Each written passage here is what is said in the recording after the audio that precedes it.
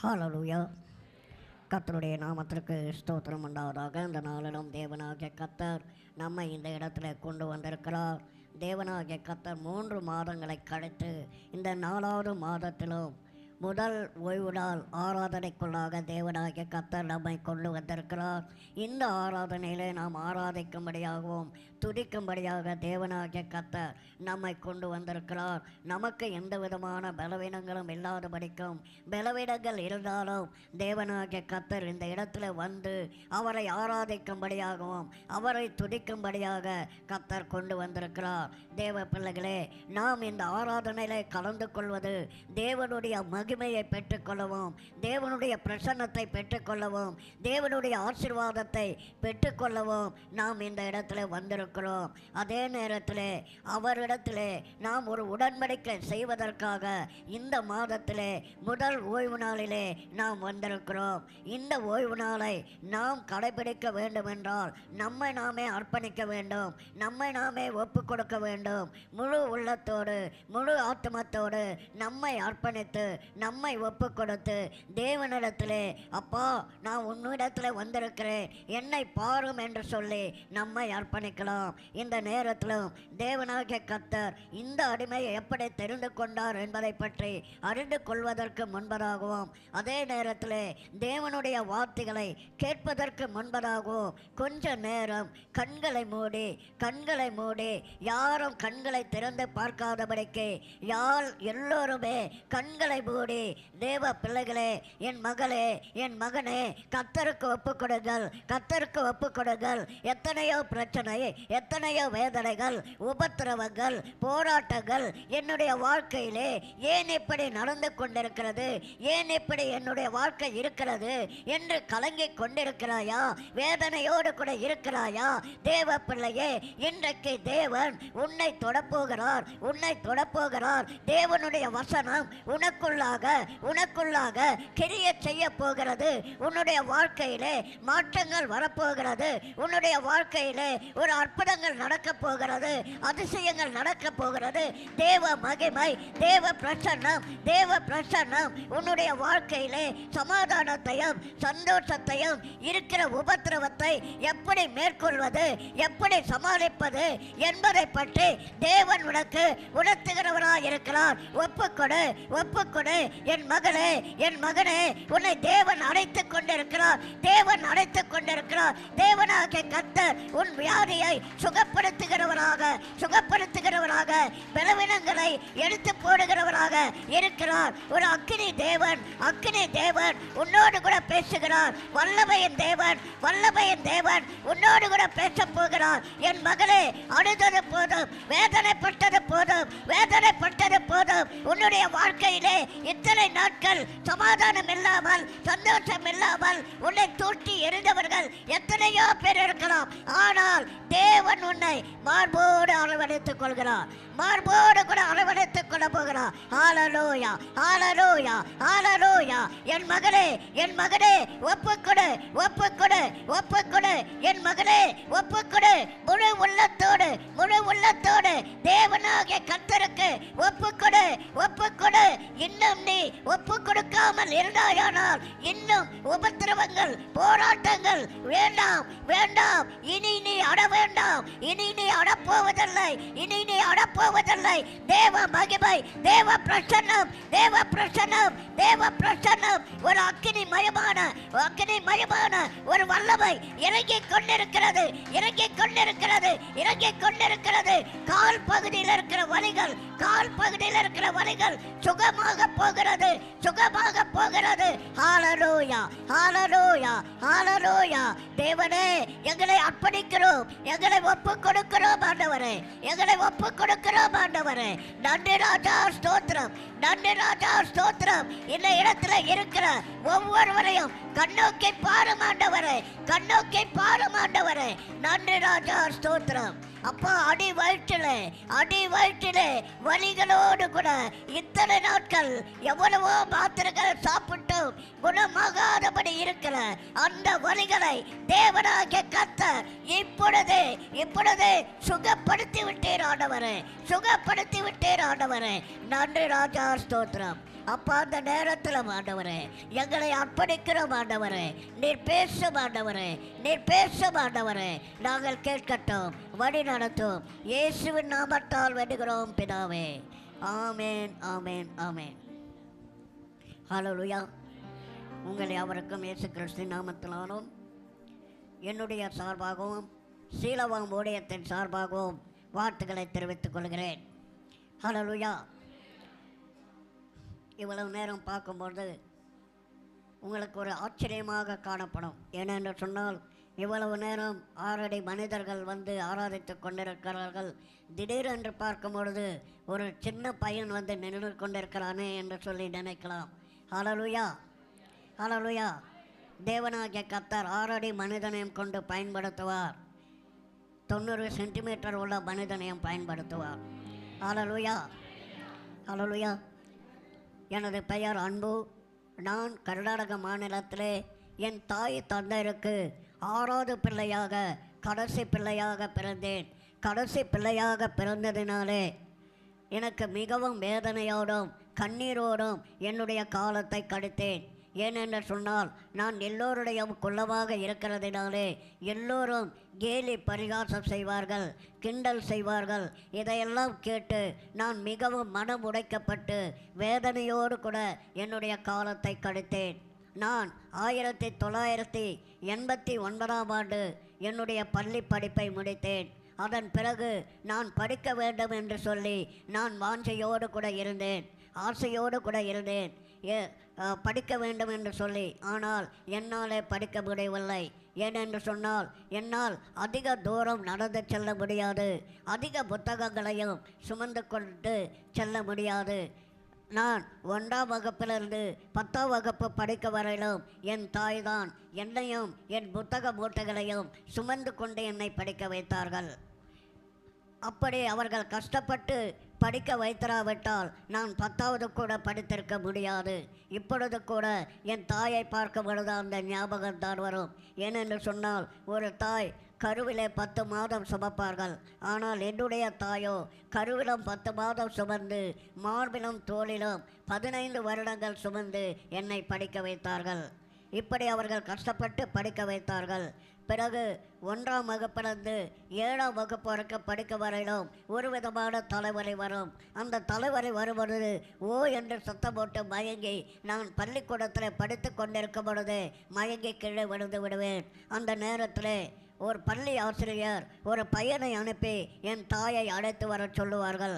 அந்த பையன் ஓடி வந்து என் தாய்க்கு சொல்லுவான், அம்மா, உன்னுடைய மகன் மயங்கி கீழே விழுந்து விட்டான் என்று சொல்லுவான். அந்த நேரத்தில் என் தாய் வீட்டில் செய்து கொண்டிருக்கிற வேலைகளெல்லாம் விட்டு கதறி அழுது கொண்டு ஓடி வருவார்கள். ஐயோ, என்னுடைய பிள்ளைக்கு என்னதோ, என்னுடைய பிள்ளை இப்படியும் பிறகு இப்படிப்பட்ட ஒரு வியாதி இருக்கிறதே என்று சொல்லி கதறி அழுது கொண்டு ஓடி வருவார்கள். அவர்கள் கதறி அழுது கொண்டு ஓடி வந்து என்னை அரவணைத்து தூக்கி கொண்டு நான் பள்ளிக்கூடத்தில் படித்து கொண்டிருக்கிற பள்ளிக்கூட அருகாமையிலே இயேசு கிறிஸ்து சிலுவையிலே தொங்கியபடி இருக்கிற அந்த சிலுவைக்கு முன்பதாக கிடத்தி ஜெபிப்பார்கள். அவர்கள் அந்த இடத்துல கதறி அழுது ஜெபிப்பார்கள். அவர்கள் அழுது ஜெபித்த ஜெபம் என்னவென்று சொன்னால், இந்த பிள்ளைக்கு இந்த வியாதி சுகமாகிவிட்டால் உமக்கே ஊழியத்துக்கு ஒப்பு கொடுப்பேன் என்று சொல்லி அவர்கள் ஜெபித்தார்கள். அந்த ஜெபமோ என்னவோ தெரியவில்லை, இன்றைக்கு உங்களுக்கு முன்பதாக ஒரு ஊழியக்காரனாக நின்று கொண்டிருக்கிறேன். அன்றைக்கு என்னுடைய வியாதியினாலே நான் மயங்கி கிழவினதேன். ஆனால் இன்றைக்கு அநேக வியாதி உள்ளவர்களுக்காக ஜெபிக்கும்படியாக தேவனாகிய கர்த்தர் கிருபை செய்து கொண்டிருக்கிறார். ஹல்லேலூயா. நான் படிக்க வேண்டும் என்று சொல்லி நினைத்தேன், ஆனால் படிக்க முடியவில்லை. நான் படிக்க முடியவில்லையே என்று சொல்லி நான் வீட்டிலே உட்கார்ந்து கொண்டிருந்தேன். அந்த நேரத்தில் என் தாய் என்னை அழைத்து கடைக்கு சென்று எனக்கு தலைவலிக்கிறது, கடைக்கு சென்று தைலம் வாங்கி கொண்டு வா என்று சொன்னார்கள். நானும் சரி என்று சொல்லி கடைக்கு போனேன். கடைக்கு போய் வரும்பொழுது எனக்கு பெரிய ஆபத்து ஏற்பட்டது. எப்படி ஆபத்து ஏற்பட்டேன் என்று சொன்னால், கடையிலிருந்து வரும்பொழுது 4 சிறு பிள்ளைகள் என்னை சூழ்ந்து கொண்டார்கள். 4 சிறு பிள்ளைகள் என்னை சூழ்ந்து கொண்டு என்னை கேலி பரிகாசம் செய்து என்னை கீழே தள்ளிவிட்டார்கள். நானும் முகங்குப்புறமாக கீழே விழுந்து விட்டேன். பிறகு ஒரு பையன் வேடிக்கையாக என் கழுத்து பகுதியிலே உட்கார்ந்து விட்டான். அந்த நேரத்தில் என்னால் அவர்களை சமாளித்து கொண்டு வர முடியவில்லை. என்னால் அவர்களிடத்திலிருந்து விடுபட்டு வர முடியவில்லை. அந்த பையனுடைய பாரம் தாங்க முடியாதபடிக்கு எனக்கு மூச்சு திணறிக் கொண்டிருந்தது. எனக்கு உயிர் போகிற நிலைமை. என்னால் ஒன்றுமே செய்ய முடியவில்லை. அந்த நேரத்தில் அந்த வழியாக சென்ற ஒரு சகோதரை பார்த்து அந்த பிள்ளைகளை துரத்தினார்கள். துரத்தின உடனே நான் விடுதலையோடு கண்ணீரோடு கூட நான் வீட்டுக்கு வந்தேன். ஏனென்று சொன்னால் என்னை நானே காப்பாற்றிக் கொள்ள முடியவில்லையே, எனக்கு பலன் இல்லையே என்று சொல்லி நான் அழுது கொண்டே வந்தேன். பிறகு மனிதர்கள் தான் வேடிக்கையாக பார்த்தார்கள் என்றால் மிருகங்களும் வேடிக்கையாக பார்த்தது.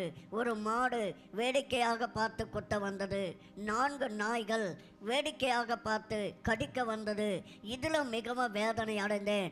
ஐயோ, நான் ஏன் பிறந்தேன், எல்லோருக்கும் கேலியாக இருக்கிறேனே என்று சொல்லி நான் நினைத்து 10 வருடமாக ஒரே அறைக்குள்ளாக இருந்தேன். ஒரே அறைக்குள்ளாக 10 வருடமாக ஒரு சிறை கைதியைப் போல இருந்தேன். சரி, வாழத்தான் முடியல, சாகலாம் என்று நினைத்தேன், தற்கொலை செய்து சாகலாம் என்று நினைத்தேன். ஆனால் அதற்கும் எனக்கு வழியில்லை. ஏனென்று சொன்னால் தூக்கு போட்டு இறக்க வேண்டும் என்று சொன்னாலும் அதற்கு எனக்கு உயரம் பற்றவில்லை. சரி, வெளியிலே சென்று ரயிலில் தலை கொடுத்து சாகலாம் என்று நினைத்தேன். அதற்கும் எனக்கு வழியில்லை. ஏனென்று சொன்னால் ரயிலில், அதாவது அந்த ரயில் நிலையத்துக்கு செல்வதற்கு குறைந்தது அரை மைல் தூரமாக இருக்கும். அந்த இடத்துக்கு கூட என்னால் நடந்து செல்ல முடியாத ஒரு சூழ்நிலையாக இருந்தது. இப்படி வாழவும் முடியலையே, சாகவும் முடியலையே, என்னை ஏன் படைத்தாய், எதற்கு படைத்தாய், என் தாயின் கருவிலே இருக்கும்பொழுது என்னை கொன்றுவிடக்கூடாதா என்று சொல்லி நான் தேவனை கேள்வி கேட்டேன். இப்படி கேள்வி கேட்டுக்கொண்டிருந்த பொழுது எனக்குள்ளாக ஒரு ஆசை என்னவென்றால், நான் சாவதற்குள்ளாக யாருக்காவது ஒருத்தருக்காவது ₹1 கொடுத்துவிட்டு இறக்க வேண்டும் என்று சொல்லி அந்த நேரத்தில் நான் யோசித்து கொண்டு ஒரு நாள் எதர்ச்சியாக நான் வீட்டுக்கு வெளியே நின்று கொண்டிருந்தேன். அந்த நேரத்தில் என் உடன்படித்த நண்பர் என்னை பார்த்தார். அவர் கேட்டார், இத்தனை நாட்கள் எங்கே போனாய் என்று சொல்லி. அப்பொழுது என்னுடைய வேதனைகளை சொன்னேன். அவர் சொன்னார், நான் உனக்கு உதவி செய்கிறேன், நீ என்ன படிக்க வேண்டும் சொல் என்றார். நானும் கம்ப்யூட்டர் கற்றுக்கொள்ள வேண்டும் என்று சொல்லி சொன்னேன். அந்த நேரத்தில் அவர் என்னை அழைத்து கொண்டு போவார், அழைத்து கொண்டு வருவார். பிறகு அவர் சத்தியத்தை சொன்னார். அவர் ஒரு சபையில் உதவி போதகராக இருந்தார். சத்தியத்தை சொன்னார். ஆனால் எனக்கு சத்தியம் இருக்கவில்லை. நாங்களும் பிறவியிலிருந்து கிறிஸ்தவர்கள் தான். நாங்கள் ஆலயத்துக்கு சென்று கொண்டிருந்தோம். நானும் சென்று கொண்டிருந்தேன். கொஞ்ச நாட்கள் ஆலயத்துக்கு போவதை நிறுத்திவிட்டேன். ஏனென்று சொன்னால் என்னை தேவன் இப்படி படைத்து விட்டாரே, நான் ஏன் தேவனை தொழுது கொள்ள வேண்டும் என்று சொல்லி நினைத்து விட்டேன். பிறகு அவரும் சத்தியத்தை சொல்லும் பொழுது அது எனக்கு ஏற்கவில்லை. இன்னும் சில நண்பர்கள் கிடைத்தார்கள். நீ சந்தோஷமாக இருக்கணும்னா டான்ஸ் ஆடு எங்கள் கூட சேர்ந்து. நான் சரி என்று சொல்லி அவர்கள் கூட சேர்ந்து டான்ஸ் ஆடினேன். அந்த டான்ஸில் எனக்கு சந்தோஷம் வரவில்லை, கவலை தான் ஏற்பட்டது. ஏனென்று சொன்னால் ஒரு கொடூரமான விக்கிரக வேஷத்தை தரித்து கொண்டு ஆடினேன். இப்படி ஆடும்பொழுது சந்தோஷம் வரவில்லை, மிகவும் கவலை தான் வந்தது. ஏனென்று சொன்னால் அதை பார்த்த சில குழந்தைகள் பயந்து ஓடி அந்த இரவு முழுவதுமாக ஜுரம் வந்திருக்கிறது. இதையெல்லாம் சொல்லும்பொழுது வேதனையாக காணப்பட்டது. பிறகு நாங்கள் பேசினோம். இந்த சன் டிவியில் அரட்டை அரங்கம் என்ற நிகழ்ச்சி வந்து கொண்டிருந்தது. அதில் பேச வேண்டும் என்று சொல்லி நாங்கள் தீர்மானம் பண்ணினோம். அது நாங்கள் இருக்கிற இடத்துக்கு அரங்கேற்றமானது. அந்த இடத்துல போய் நாங்கள் பேசினோம். பேசின உடனே எனக்கு சன்மானமாக ₹10,000 கொடுத்தார்கள். அல்லேலூயா, ₹10,000 கொடுத்தார்கள். அந்த ₹10,000 அப்படியே ஊனமுற்றவர்களுக்காக கொடுத்தேன். யாராருக்கு என்னென்ன தேவையோ அதை வாங்கி கொடுத்து விட்டேன். பிறகு அதே எண்ணம் வந்தது. என்ன எண்ணம் என்றால், நீ வாழக்கூடாது, உன்னால் ஒன்றுமே பண்ண முடியாது என்று சொல்லி அந்த நேரத்தில் நான் அந்த ஏதாவது ஒரு சாதனைகளை செய்ய வேண்டும் என்று சொல்லி, என்ன சாதனைகளை செய்வது, இந்த உலகத்தையே திரும்பி பார்த்து நான் ஏதாவது ஒரு சாதனைகளை செய்ய வேண்டும் என்று சொல்லி நான் யோசித்தேன். நான் எப்படி செய்ய முடியும், என்னால் என்ன சாதனை செய்ய முடியும் என்று நினைக்கும் பொழுது ஏன் பைபிளை எழுதலாமே என்று சொல்லி நினைத்தேன். பைபிள் எப்படி எழுதியிருப்பது, எல்லோரும் எழுதியிருப்பார்கள், நான் மாத்திரம் வித்தியாசமாக எப்படி எழுதுவேன் என்று சொல்லி நினைத்தேன். இப்படி எழுதினால் எப்படி இருக்கும் என்று சொல்லி நான் எழுதியிருக்கிறேன். இது எப்படி படிக்க முடியும் என்று சொன்னால், சாதாரணமாக படிக்க முடியாது, முகம் பார்க்குற கண்ணாடி வைத்தால் தான் படிக்க முடியும். மிரர் வியூ, அதாவது நீங்கள் ஆம்புலன்ஸில் பார்த்துருப்பீர்கள். அந்த எழுத்துக்கள் மிரர் வியூவில் இருக்கும். அதே போல் புதிய ஏற்பாட்டை முழுவதுமாக எழுதி முடித்தேன். 9 மாதத்தில் எழுதி முடித்தேன். கையில் இருக்கிறது ஒரு அதிகாரம்தான். இன்னொரு சாதனை என்னவென்று சொன்னால் 50 பைசா, அதாவது திருக்குறளை எழுதியிருக்கிறேன். திருக்குறள் எப்படி எழுதப்பட்டது என்று சொன்னால் 50 பைசா வடிவில் ஒரு வட்டத்தை அச்சடித்து ஒரு வட்டத்துக்குள்ளாக ஒரு குறள், ஆக மொத்தம் 1330 வட்டத்துக்குள்ளாக 1330 குறளை எழுதியிருக்கிறேன். இது பூத கண்ணாடி, முகம் பார்க்குற கண்ணாடி வைத்து படிக்க வேண்டும். இதில் இன்னொரு ஆச்சரியப்பட விஷயம், இந்த மேலே இருக்கிற அட்டவணை தனித்த தலைமுறையை கொண்டு மையை தொட்டி எழுதப்பட்டதாக இருக்கிறது. இப்படியாக எழுதி சாதனைகளை படைத்தேன். பிறகு அதே எண்ணங்கள் வந்தது. வாழக்கூடாது, சாக வேண்டும் என்ற எண்ணம். இதற்கு என்னதான் வழி? கர்த்தர் என்னை வாழச் சொன்னால் வாழலாம், சாகச் சொன்னால் சாகலாம் என்று சொல்லி நான் நண்பனிடத்தில் போய் ஜெபித்தேன். ஜெபிக்கும் பொழுது எரேமியா 33:3 வசனத்தின்படி கர்த்தர் என்னை ஊழியத்துக்கு அழைத்தார். என்னை நோக்கி கூப்பிடு, அப்பொழுது நான் உனக்கு உத்தரவு கொடுத்து நீ அறியாததும் எட்டாததுமான பெரிய காரியங்களை அறிவிப்பேன் என்று சொல்லி அந்த நேரம் முதல் நான் தேவனுக்காக ஒப்பு கொடுத்தேன். ஹல்லேலூயா, ஹல்லேலூயா. அந்த நேரம் முதல் தேவனுக்கு ஒப்பு கொடுத்து இன்று வரைக்கும் நான் தேவனுடைய ஊழியத்தை 20 வருட காலமாக செய்து வருகிறேன். ஹல்லேலூயா, ஹல்லேலூயா. அதே நேரத்தில் ஊழியத்துக்கு வந்த பிறகு பல நாடுகளுக்கு, அதாவது வேதத்தில் சொல்லப்பட்டிருக்கிறது, உலகம் எங்கிலும் போய் சுவிசேஷத்தை அறிவியுங்கள் என்று சொல்லி எனக்கும் ஆசை. ஒரே இடத்துல இருக்கக்கூடாது, எல்லா உலக நாடுகளுக்கு போக வேண்டும் என்று சொல்லி அந்த நேரத்தில் ஜெபிக்கும் பொழுது 2017ஆம் ஆண்டில் வெளிநாட்டு ஊழியமாக, முதல் ஊழியமாக ஸ்ரீலங்கா பகுதிகளுக்கு கர்த்தர் கொண்டு போனார். ஹல்லேலூயா, ஹல்லேலூயா.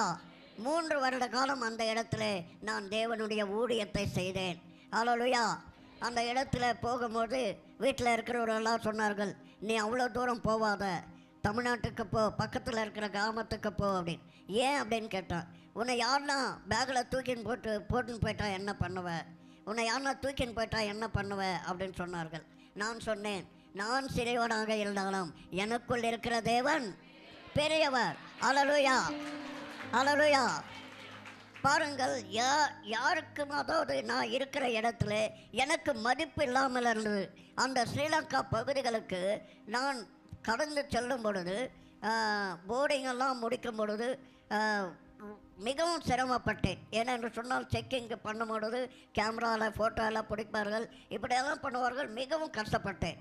அதே நேரத்தில் அந்த இடத்தில் பார்க்கும் பொழுது நான் அந்த ஃப்ளைட்டுக்கு போவதற்கு கொஞ்சம் நேரம் இருக்கும். அது வரைக்கும் ஒரு இடத்துல உட்கார்ந்து கொண்டிருக்கும், வெயிட்டிங்கில் உட்காரணும். அந்த இடத்துல உட்காரும் பொழுது எல்லோரும் என்னை சூழ்ந்து கொண்டு ஃபோட்டோ பிடித்தார்கள். பாஸ்டர் சொன்னார்கள், செமினாருக்கு வரும்பொழுது கூட்டமே இருந்தது என்று. அதே போல் என்னை சுற்றிலும் எல்லோரும் வந்து விட்டார்கள். அதாவது என்னவென்று சொன்னால் அந்த ஏர் ஹோஸ்டல்ஸு, மேலே இருக்கிற ஆஃபீஸர்ஸு, நான் அந்த அப்படியெல்லாம் சூழ்ந்து கொண்டு போயிட்டார்கள். பிறகு அந்த ஸ்ரீலங்காவில் போய் இறங்கின உடனே என் கூட வந்தவங்க எல்லாமே போயிட்டார்கள். ஆனால் நான் மாத்திரம் 1.5 மணி நேரம் ஆச்சு வெளியே போகிறதுக்கு. ஹல்லேலூயா. ஏன் 1.5 மணி நேரம் ஆச்சுன்னா எல்லாமே சூழ்ந்து கொண்டு ஃபோட்டோ எடுத்து விட்டார்கள். மேலே இருக்கிற ஆஃபீஸர்கள் எல்லாமே. அப்படி நடந்து கொண்டிருக்கும்போது அந்த ஏர் ஹோஸ்டல்ஸுகள் வெளியே போக முடியாது, வெளியில் வரக்கூடாது. ஆனால் என்னை என்ன செய்தார்கள், உங்களை ரொம்ப தொந்தரவு பண்ணுறாங்கன்னு சொல்லிட்டு பேகையும் என்னையும் ஒரு நாய் எப்படி எடுத்துக்கொண்டு போவார்களோ அப்படி எடுத்துக்கொண்டு வந்து வெளியே விட்டு விட்டார்கள். அந்த அளவுக்கு எனக்கு அந்த இடத்துல மரியாதையும் ஒரு கனமும் கிடைத்தது. பாருங்கள், யார் தூக்கி எறியப்படுகிறோமோ அவர்களைத்தான் தேவனாகிய கர்த்தர் என்ன செய்கிறார், உயர்த்துகிறவராயிருக்கிறார். அதோடு மாத்திரமல்ல, இன்றைக்கு பாருங்கள், இந்த சாதனைகள் படைத்ததற்கு காரணம் என்னவென்று சொன்னால் சாதனைக்கு வயது வரம்புகள் தேவையில்லை. ஹல்லேலூயா. யார் வேண்டுமானாலும் என்ன செய்யலாம், சாதனைகள் படைக்கலாம். பாருங்கள், ஒன்றுக்குமே பிரயோஜனம் இல்லாத என்னையே கர்த்தர் பயன்படுத்துகிறார் என்று சொன்னால் இன்றைக்கு உங்களை பயன்படுத்துவாரா மாட்டாரா? ஹல்லேலூயா, ஹல்லேலூயா. எதை நினைத்து நான் சாக வேண்டும் என்று சொல்லி நினைத்தேனோ, எதை நினைத்து நான் தற்கொலை செய்து சாக வேண்டும் என்று நினைத்தேனோ, அதற்கும் இந்த பைபிள் திருக்குறள் எழுதுனதற்கும் எனக்கு 2 கின்னஸ் ரெக்கார்டு கிடைத்திருக்கிறது. ஹல்லேலூயா. என்னுடைய உயரம் 90 சென்டிமீட்டர். அதற்கு ஒரு கின்னஸ் ரெக்கார்டும், இந்த பைபிள் இந்த திருக்குறளை எழுதுவதற்கும் 2 கின்னஸ் ரெக்கார்டுகள் கர்த்தர் கொடுத்திருக்கிறார். ஹல்லேலூயா. பாருங்கள், என்னையே இப்படி சாதனை படைக்க வைக்கிறார் என்று சொன்னால், இன்றைக்கு இந்த இடத்துல அமர்ந்து கொண்டிருக்கிற யாராக இருந்தாலும் சரி, வயதானவர்களாக இருந்தாலும் சரி, வாலிபர்களாக இருந்தாலும் சரி, யாருக்குள்ளாகவும் எல்லோருக்குள்ளாகவும் ஒவ்வொரு தாளந்துகள் இருக்கிறது. ஹல்லேலூயா. ஹல்லேலூயா. என்னை பயன்படுத்துகிற தேவன் இன்றைக்கு உங்களையும் பயன்படுத்துகிறவராக இருக்கிறார். அதற்கு நாம் என்ன செய்ய வேண்டும்? தேவ பிள்ளைகளே, இன்றைக்கு தேவன் நம்மோடு கூட பேசுகிறவராக இருக்கிறார். நம்மோடு கூட பேசும் பொழுது அந்த வார்த்தைகள், அதாவது நாம் தேவனுடைய வசனத்துக்குள் இருக்கும் பொழுது தான் நாம் எல்லாவற்றையும் செய்ய முடியும். அதற்காக நாம் என்ன செய்ய வேண்டும் என்று சொன்னால், தேவன் இருக்கிற இடத்துக்கு நாம் செல்ல வேண்டும். ஹல்லேலூயா. தேவன் இருக்கிற இடத்துக்கு நாம் சென்றோமானால் தான் தேவன் நம்மிடத்தில் பேசுவார். அதை நம்மாலே கேட்க முடியும். அதே நேரத்தில் அந்த வார்த்தைகள் தான் இன்றைக்கு நம்ம எல்லாவற்றையும் செய்வதற்கு கர்த்தர் நமக்கு உதவியாகவும் நமக்கு துணையாகவும் இருப்பார். ஹல்லேலூயா. பாருங்கள், நான் கர்த்தர் பேசுவதை கேட்பதற்கு நான் செல்லாதபடிக்கு இருந்ததினால தான் என்னுடைய வாழ்க்கை ஒரு இருளான வாழ்க்கையாக இருந்தது. ஒரு வெற்றியின் பாதையை காண முடியாதபடிக்கு இருந்தது. அந்த வெற்றி அடைய முடியாதபடிக்கு இருந்தது. ஆனால் கர்த்தர் என்னோடு கூட பேசினார். கர்த்தர் பேசும் பொழுது அதை கேட்க எனக்கு வாஞ்சையாக இருந்தேன். அந்த வாஞ்சை தான் இன்றைக்கு உங்களுக்கு முன்பதாக நான் ஒரு ஊழியக்காரனாக நின்று கொண்டிருக்கிறேன். ஹல்லேலூயா. ஹல்லேலூயா. தேவ பிள்ளைகளே, தேவன் எந்த இடத்தில் இருந்து பேசுகிறவர்? அவர் பேசுகிற இடம் எங்கே? தேவ பிள்ளைகளே, நாம் வேதத்தில் படிக்கும் பொழுது தேவன் பேசின இடம் சீனாய் மலை. ஹல்லேலூயா. என் தேவ பிள்ளைகளே, இன்றைக்கு இந்த செய்தியின் தலைப்பு என்னவென்று சொன்னால் மலைகள். ஹல்லேலூயா. ஹல்லேலூயா. என்ன இது வித்தியாசமாக இருக்கிறது? மலைகள். இந்த மலைகளிலே என்ன காணப்படுகிறது? இதிலே என்ன செய்தி இருக்க போகிறது என்று சொல்லி நினைக்கலாம். தேவ பிள்ளைகளே, இந்த மலைகளிலே தான் தேவன் நம்மை பூர்ணமாக ரட்சிக்கிறவராக இருக்கிறார். இந்த மலைகளில் இருந்து தான் தேவனாகிய கர்த்தர் நமக்குரிய ஆலோசனைகளையும் கொடுக்கிறார், நமக்குரிய வழிகளையும் கற்றுக் கொடுக்கிறார். நாம் அந்த இடத்துக்கு நாம் ஏறி செல்லுகிறவர்களாக இருக்க வேண்டும். ஹல்லேலூயா. ஹல்லேலூயா. இன்றைக்கு பாருங்கள், நமக்கு மேலே ஏறி போவதற்கு எத்தனை பேருக்கு விருப்பமாக இருக்கிறது? ஹல்லேலூயா. ஹல்லேலூயா. கை தூக்கிடலாம். ஆனால் என்ன செய்ய முடியாது, நம்மளால் போக முடியாது. ஹல்லேலூயா. கொஞ்சம் தூரம் நடந்தாவே என்ன ஆகும்? கால் வலி எடுக்கும். ஹல்லேலூயா. ஹல்லேலூயா. ஆனால் தேவன் இருக்கிற இடத்துக்கு நாம் சென்றோமானால் தான் தேவன் பேசுவதை நம்மால் என்ன செய்ய முடியும்? கேட்க முடியும். அந்த மலைகளிலே தான் இன்றைக்கு ஒரு பூர்ண ரட்சிப்பு இருக்கிறது என்பதை நாம் பார்க்க போகிறோம். ஹல்லேலூயா. எடுத்து வாசிக்கலாம். யாத்திராகமம் 19ஆம் அதிகாரம் 18வது வசனம். யாத்திராகமம் 19:18.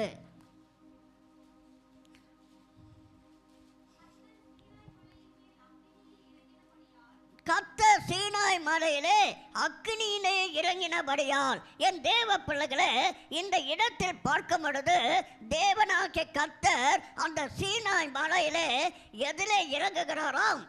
அக்கினியிலே இறங்குகிறார். என் தேவ பிள்ளைகளே, தேவனாகிய கர்த்தர் இஸ்ரவேல் மக்களை அந்த எகிப்து நாட்டிலிருந்து அழைத்து கொண்டு வருகிறார். அந்த எகிப்து நாட்டிலிருந்து அடிமை தடத்திலிருந்து கொண்டு வருகிறார். கொண்டு வந்த பிறகு வனாந்தர வழியாக நடத்தி சென்று வருகிறார். அந்த இடத்திலே நடத்தி கொண்டு வரும் பொழுது அவர் எந்த இடத்தில் பேசுகிறவராக இருக்கிறார்? சீனாய் மலையிலே அவர் பேசுகிறவராயிருக்கிறார். அந்த சீனாய் மலையிலே அவர் இறங்கி வருகிற தேவனாயிருக்கிறார். அல்லேலூயா.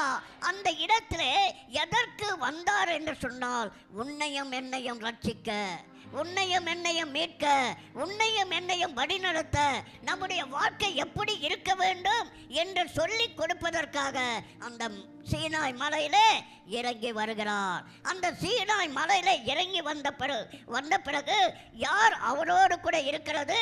மோசே இருக்கிறார். அல்லேலூயா, அல்லேலூயா. என் தேவ பிள்ளைகளே, அந்த இடத்தில் அவர் அக்கினியிலே இறங்குகிறார். அவர் அக்கினியிலே இறங்குகிறார். படிக்கலாம். அது முழுவதும் புகைக்காடா இருக்கிறது.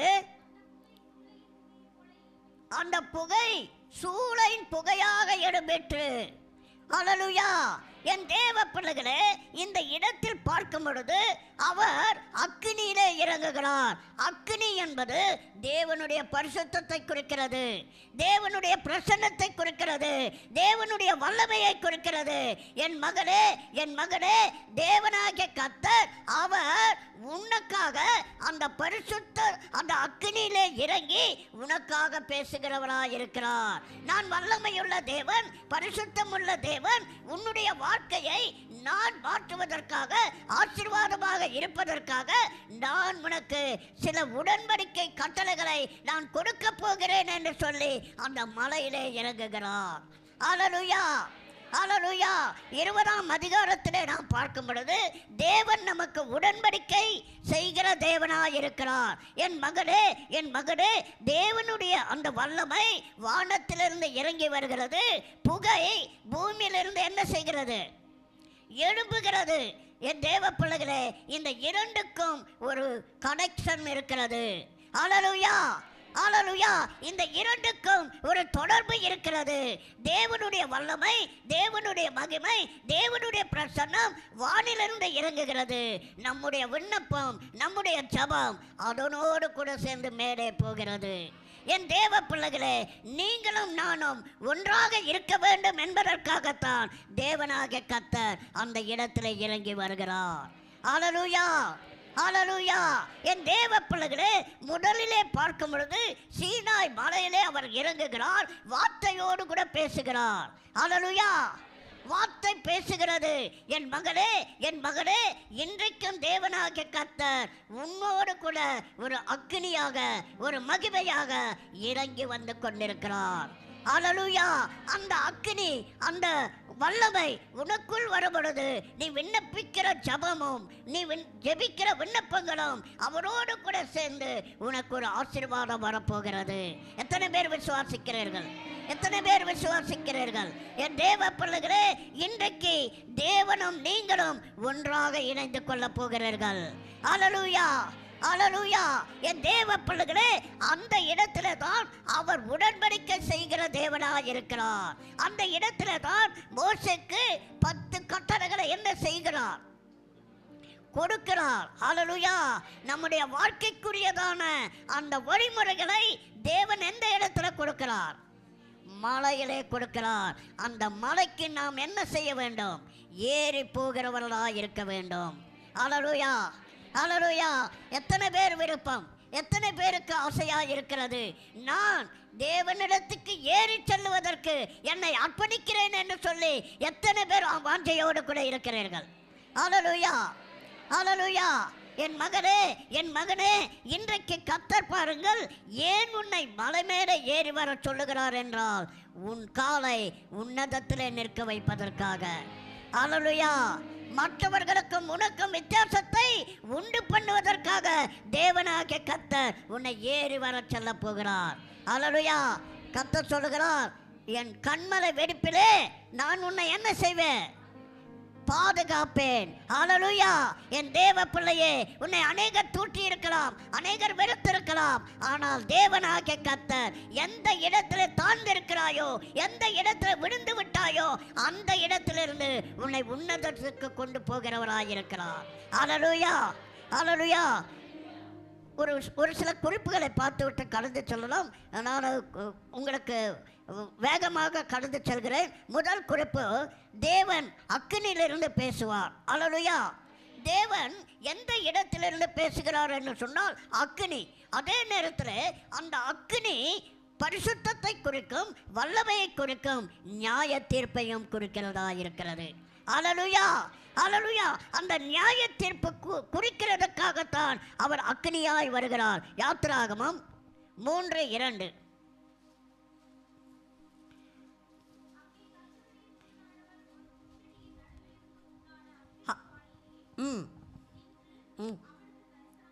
அல்லேலூயா.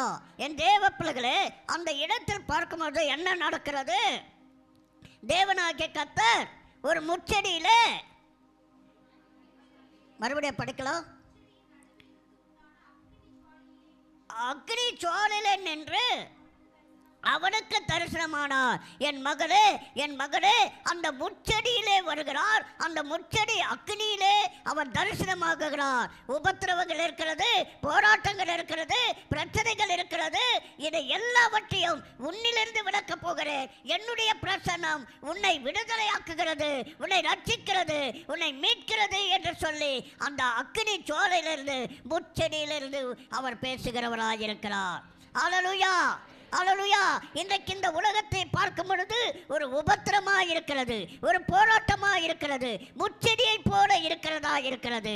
என் மகளே, என் மகனே, இன்றைக்கு நம்முடைய வாழ்க்கை போராட்டமாக இருந்தாலும், பிரச்சனையோடு கூட இருந்தாலும், தேவனுடைய பிரசன்னம் உன்னை விடுதலையாக்கும், தேவனுடைய பிரசன்னம் உன்னை ரட்சிக்கும், தேவனுடைய பிரசன்னம் உன்னை விடுதலையாக்கும். அல்லேலூயா. முதல் பார்த்தோம் மலைகள், சீனாய் மலையை பார்த்தோம். இரண்டாவது பார்க்கிறோம், வார்த்தையாக இருந்த தேவன் எங்கே இருந்து பேசினார்? சீனாய் மலையிலிருந்து பேசினார். அந்த வார்த்தையை கேட்பதற்கு ஜனங்கள் பயந்தார்கள். அல்லேலூயா. என்ன செய்தார்கள்? ஜனங்கள் பயந்தார்கள். ஏனென்று சொன்னால் அவர் பேசும் பொழுது அந்த இடமே என்ன ஆனது? அதிர்ந்தது. அல்லேலூயா.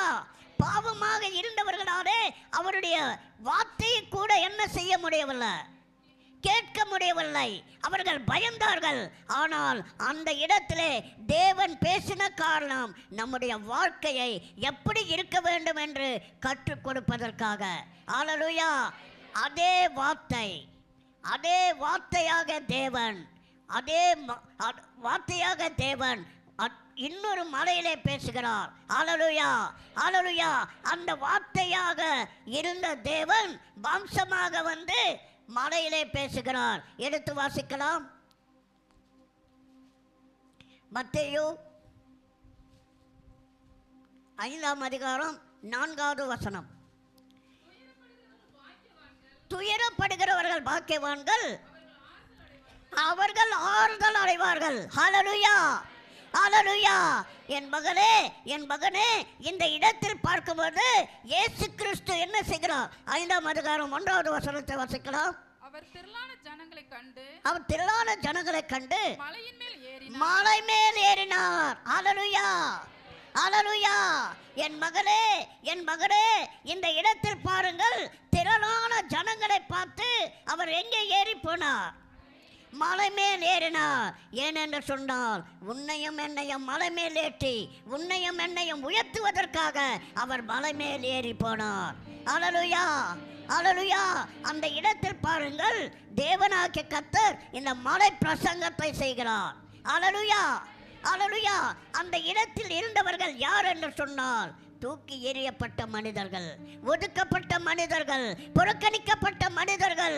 என் மகளே, என் மகனே, அந்த இடத்திலே அவர்கள் எல்லோரும் யாராக இருந்தார்கள் என்று சொன்னால் கலிலேய மக்களாக இருந்தார்கள். அல்லேலூயா, அல்லேலூயா. என் மகளே, இன்றைக்கு பாருங்கள், தேவன் அந்த மலை மேல் ஏறினார். அந்த மலை மேலே ஏறின பொழுது அந்த இடத்தில் இருந்தவர்கள் எல்லாம் ஒதுக்கப்பட்ட மனிதர்கள், புறக்கணிக்கப்பட்ட மனிதர்கள், அவர்கள் வேண்டாம் என்று சொல்லி தள்ளி வைத்த மனிதர்களிடத்தில் தான் தேவனாகிய கர்த்தர் உட்கார்ந்து பேசுகிறார். என்ன பேசுகிறார்? வாசிக்கலாம். 5:4. துயரப்படுகிறவர் பாக்கியவான்கள், அவர்கள் ஆறுதல் அடைவார்கள். என் மகளே, என் மகளே, உன்னை தூக்கி எறிந்து விட்டார்களா, ஒதுக்கி விட்டார்களா, வேண்டாம் என்று சொல்லி தள்ளி விட்டார்களா, நீ குடும்ப சூழ்நிலை நினைத்து கலங்கிக் கொண்டிருக்கிறாயா, என்னிடத்தில் வாருங்கள், இளைப்பாறுதலை தருவேன் என்று சொல்லி அந்த இடத்திலே அந்த தூக்கி வருத்தப்பட்ட கண்ணீரோடு கூட இருந்த மக்களுக்கு ஆறுதலான வார்த்தைகளை சொல்லிக் கொண்டார். அல்லேலூயா, அல்லேலூயா. என் மகனே, உற்சாகப்படுத்தும்படியாக பேசினார். அந்த இடத்துல பேசும் பொழுது எல்லோரும் அமைதியாக இருந்தார்கள். அல்லேலூயா. வார்த்தையாக இருந்த தேவனிடத்தில் எப்படி இருந்தார்கள்? எப்படி இருந்தார்கள்? கொஞ்சம் பயம் இருந்தது. அல்லேலூயா. கொஞ்சம் நடுக்கம் இருந்தது. ஆனால் இயேசு கிறிஸ்து உட்கார்ந்து கொண்டு பேசும் பொழுது அதை அப்படியே கவனித்து கேட்டுக்கொண்டிருந்தார்கள். ஏனென்று சொன்னால் அந்த வார்த்தைகள் எல்லோரும் அவர்களை அப்படியே அன்புக்குள்ளாக கட்டி போட்டு விட்டது. அப்படியே அவரோடு கூட ஐக்கியமாக இருக்க செய்தது. இயேசு கிறிஸ்துவின் அன்பு அவர்கள் எல்லோரையும் என்ன செய்தது? அந்த இடத்துல உட்கார வைத்து அதை கேட்க வைத்தது. அது எப்படி இருந்தது என்று சொல்லி பார்க்கும் பொழுது ஏசாயா 55ஆம் அதிகாரம் 10வது வசனம்.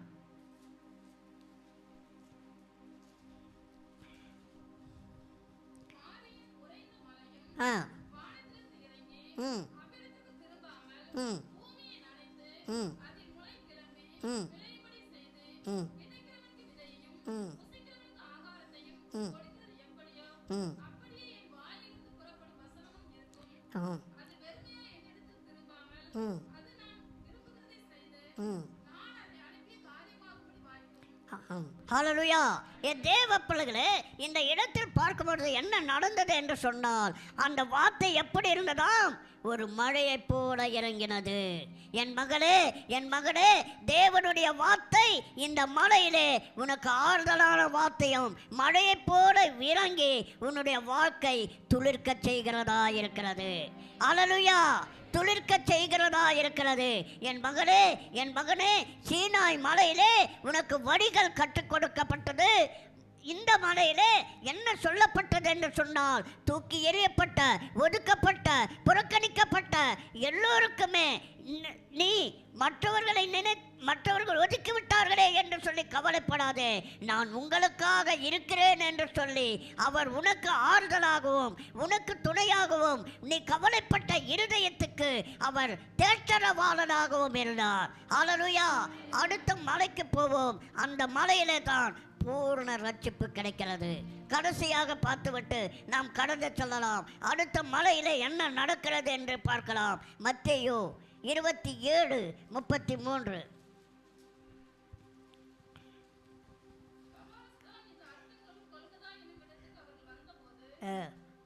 அல்லேலூயா. அந்த இடத்தில் பாருங்கள், எந்த இடத்துக்கு வருகிறார்? கபால ஸ்தலம் என்ற இடத்துக்கு வருகிறார். கபால ஸ்தலம் என்று சொன்னால் என்ன அர்த்தம்? கொல்கரா. கொல்கரா என்று சொன்னால் என்ன அர்த்தம்? மண்டை ஓடு. அல்லேலூயா. என் மகளே, என் மகனே, இந்த இடத்தில் பார்க்கும் பொழுது அந்த கபால ஸ்தலத்தை நீங்கள் பார்க்கும் பொழுது எப்படி இருக்கும் என்று சொன்னால் ஒரு மண்டை ஓட்டை போல இருக்கும். அல்லேலூயா. அந்த மண்டை ஓட்டை போல இருக்கிற இடத்துக்குத்தான் தேவனாகிய கர்த்தரை என்ன செய்ய போகிறார்கள்? சிலுவையிலே அறையப் போகிறார்கள். என் மகளே, என் மகனே, இன்றைக்கு தேவனாகிய கர்த்தர் அந்த கபால ஸ்தலத்திலே தான் ஒரு பூர்ண ரட்சிப்பை கொடுக்கிறார். அல்லேலூயா, அல்லேலூயா. அந்த இடத்திலே தான் உனக்காகவும் எனக்காகவும் அவர் மரித்து நமக்கு பூர்ண ரட்சிப்பை கொடுக்கிறவராயிருக்கிறார். அல்லேலூயா, அல்லேலூயா. என் தேவ பிள்ளையே, அந்த இடத்துக்கு மண்டை ஓடு என்று அர்த்தம் படுகிறது. அந்த இடத்திலே என்ன நடக்கிறது என்று சொன்னால், இயேசு கிறிஸ்து சிலுவிலே அறைந்த பிறகு என்ன நடக்கிறது? அந்த சர்ப்பத்தின் தலையை நசுக்கப்பட போகிறது. ஹல்லேலூயா, ஹல்லேலூயா. என் மகளே, என் மகளே, இன்றைக்கு நீங்கள் புரிந்து கொண்டீர்களா? எத்தனை பேருக்கு புரிந்தது இந்த செய்தி? ஹல்லேலூயா, ஹல்லேலூயா. மலைகள் என்று சொல்லி பார்த்தோமானால் சாதாரணமாக காணப்பட்டது. ஆனால் வேதத்தில் இருக்கிற மலைகளை பற்றி நாம் பார்க்கும் பொழுது அது நமக்கு ரட்சிப்பின் இடம் என்று சொல்லப்படுகிறது. அது ஒரு விடுதலை இடம் என்று சொல்லப்படுகிறது. அது ஒரு மீட்பின் இடமாக சொல்லப்படுகிறது. என் மகளே, என் மகனே, இன்றைக்கு தேவனாகிய கர்த்தர் உனக்காகவும் எனக்காகவும் அந்த மலையிலே தான், அந்த கபால ஸ்தலத்திலும் தான் ஜீவனை கொடுத்து இன்றைக்கு நம்மை ரட்சித்துக் கொள்ள போகிறார். நம்மை மீட்டு கொண்டு விட்டார். நம்மை விடுதலையோடு கூட எல்லாவற்றிலும் அவர் நம்மை கடந்து செல்ல போகிறார். ஹல்லேலூயா. என் மகளே, இன்றைக்கு இந்த மலைக்கு நாம் ஏறி செல்வதற்கு ஆயத்தமாக இருக்க வேண்டும்.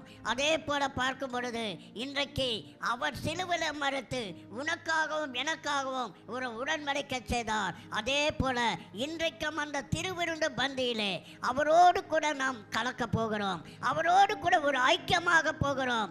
அந்த திருவிருந்திலே நாம் கலந்து கொள்ளும் பொழுது நமக்காக பாடுபட்டு, நமக்காக ரத்தம் சிந்தி, நமக்காக அந்த கபால ஸ்தலம் என்ற மலையிலே நமக்காக ஜீவனை கொடுத்தாரே என்று சொல்லி நம்மை நாமே ஒப்பு கொடுத்து, நம்மை நாமே அர்ப்பணித்து, நாம் பாவத்தெல்லாம் மறுக்க செய்து நாம் அர்ப்பணித்தோமானால் நிச்சயமாக தேவனாகிய கர்த்தர் உங்களோடு கூட இருந்து உங்களை விடுதலை ஆக்குகிற தேவன் இருப்பார். ஹல்லேலூயா. அப்படியே கண்களை மூடி, அப்படியே கண்களை மூடி நம்மை நாமே அர்ப்பணிக்கலாம், நம்மை நாமே ஒப்பு கொடுக்கலாம். என் மகளே, என் மகளே, இன்றைக்கு தேவனாகிய கர்த்தர் மலையை பற்றி பேசினார், மலைகளிலிருந்து பேசினார், மலைகளிலே அவர் ஜீவனை கொடுத்தார். என் மகளே, இன்றைக்கு பாருங்கள், நமக்கு மலை என்று சொன்னால் சாதாரணமாக எடுத்துக்கொண்டோம், சாதாரணமாக இருந்தோம். ஆனால் இந்த மலையிலே தான் ஒரு விடுதலை இருக்கிறது என்று சொல்லி நாம் கண்டு கொண்டோம். அந்த மலையிலே இருக்கிற அந்த ஆசீர்வாதத்தை நாம் பெற்றுக்கொள்ளலாம். ஹல்லேலூயா, ஹல்லேலூயா. நன்றி ராஜா, ஸ்தோத்திரம். அப்பா, அந்த நேரத்திலும் எங்களை அர்ப்பணிக்கிறோம், எங்களை ஒப்பு கொடுக்கிறோம். ஆண்டவரே, நீர் வழி நடத்தும். ஹல்லேலூயா, ஹல்லேலூயா.